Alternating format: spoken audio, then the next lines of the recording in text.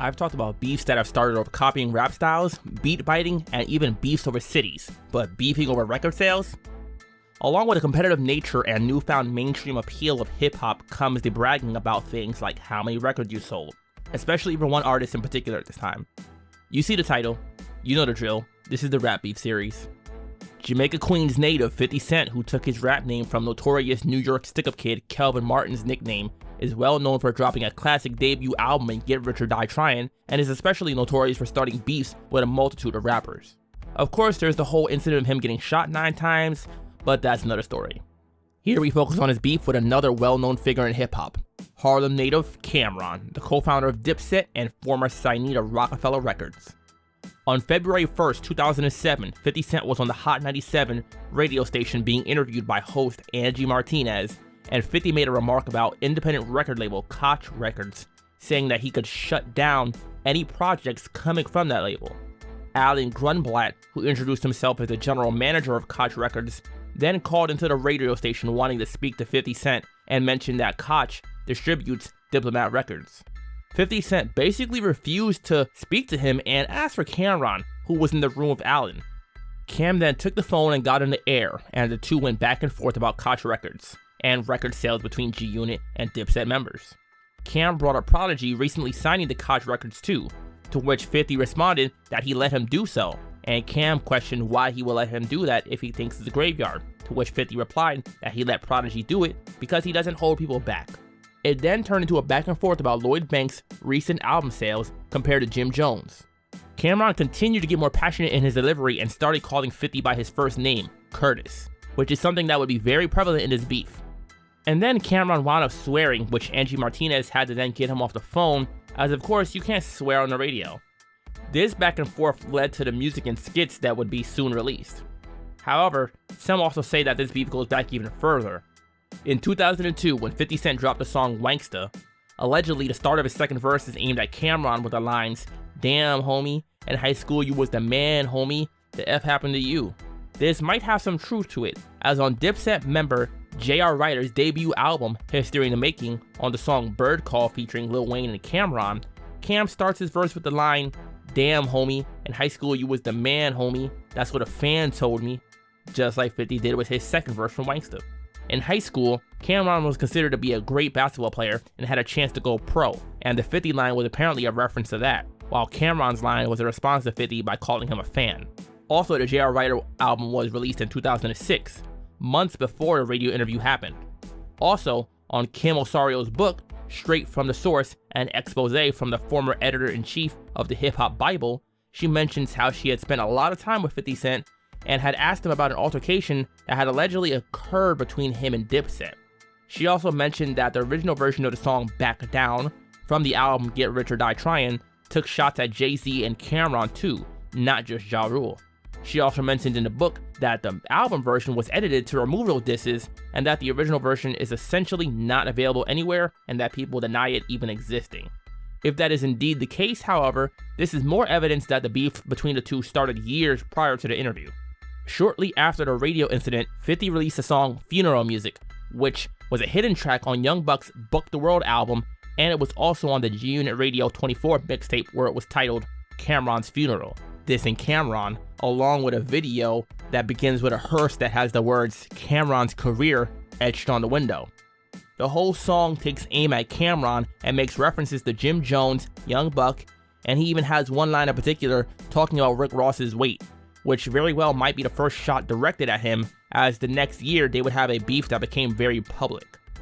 50 also makes reference to Cam'ron's beef with Jay-Z with the line, "Word on the street is 50's not Jay, and Cam better stay out of his way." He takes a shot at Cam'ron again in the outro, as well as possibly sowing discord within Dipset by stating that Jim Jones is the new boss of Dipset, Joel Santana is now the capo, and Cam has been demoted to a soldier, and making another reference to their earlier phone call on the radio. He also mentions the whole "computers Putin" line from Cam'ron's song Get 'Em Girls from his Purple Haze album, which is hilarious. It's one of my favorite Cam'ron songs, but even I have to ask myself, yo, what the hell, Cam? In return, Cam'ron came back at 50 with the song Curtis, which of course is titled after 50's first name. Cam takes direct shots back at 50 and responds to Funeral Music.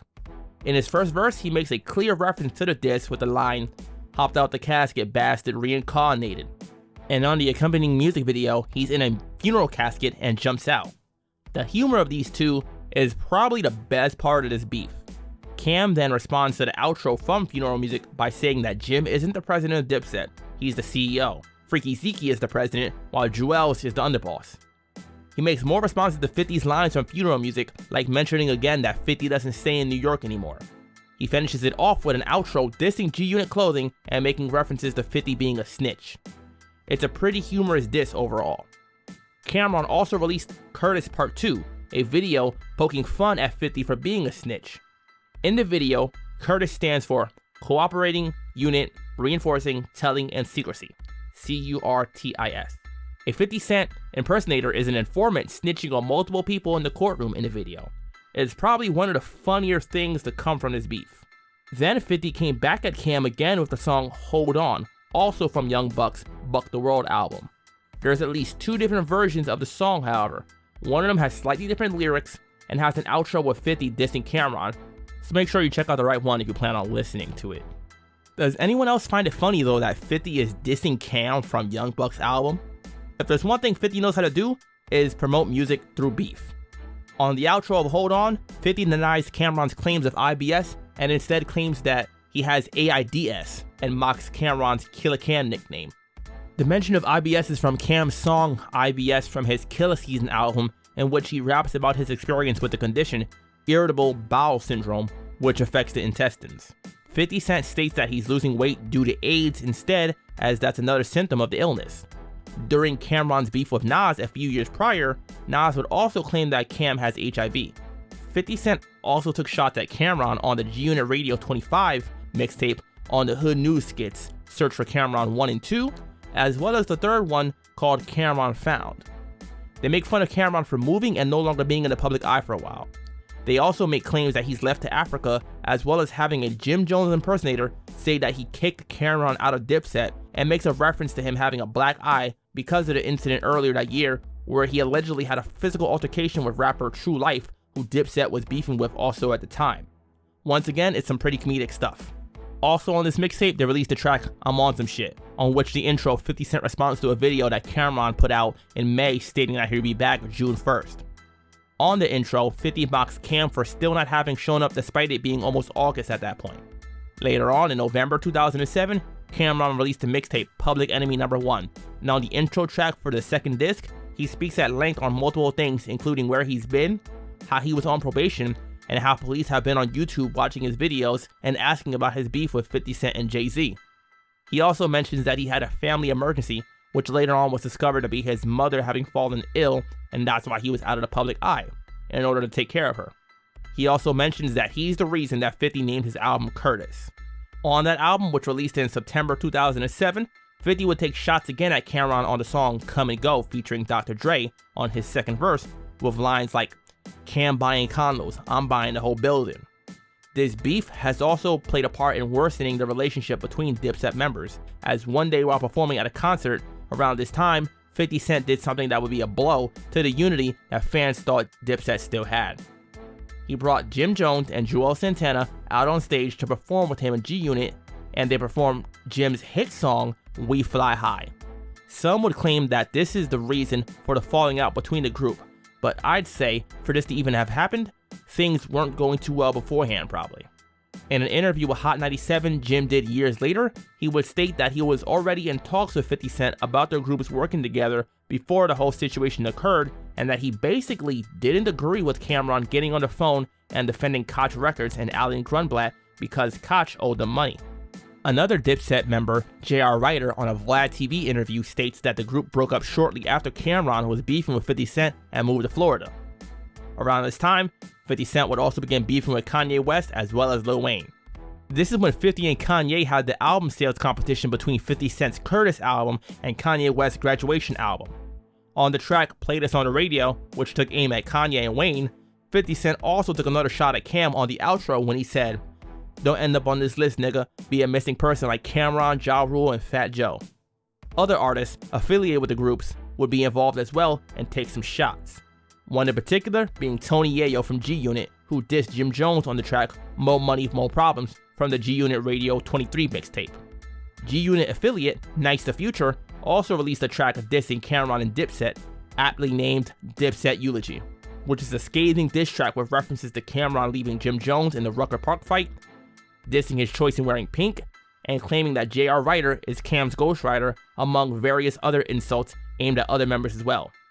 Another G-Unit affiliate, 40 Glock, released a track as well titled NWA, which has them rapping over an NWA beat from their Niggas for Life album, and taking aim at Dipset as well as The Game, who was also beefing with 50 Cent at the time.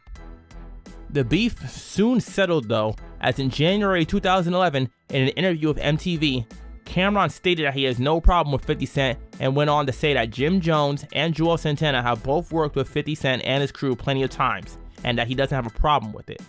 A few years later, in 2016, 50 Cent posted a picture of him and Cameron together laughing, implying that everything is cool between the two now. Fast forward to August 2021, Dipset and the Lox had their versus match. The general consensus is that the Lox thoroughly beat Dipset. 50 Cent took this opportunity to poke fun at Cameron by making a post on Instagram saying that the Lox smoked Dipset in the verses. Clearly another example of 50 Cent and his trolling and humor. Nothing too serious, as like I said, the general consensus is that the Lox did perform better than Dipset anyways. Overall, these two had a beef that lasted for several years and mostly was shots sent from 50 Cent and G-Unit affiliates towards Cameron and Dipset. Did the beef between the two start off from the radio interview, or was that just when it became public? Did they really have an altercation years prior like Kim Osorio mentioned in her book? Who knows? I do know that this is a beef that resulted in some pretty funny skits back and forth between the two, and probably is one of the first beefs that really resulted in internet videos and skits, which is what 50 Cent beefs since then especially have turned into. For example, his beef with Rick Ross that happened soon afterwards. Anyways, that's it for this episode of the Rap Beef series. What do you think about this beef? What beef would you like to see next? Head to the comment section below and let me know. And as always, thanks for watching, and remember to click that subscribe button, and I'll catch you guys on the next video.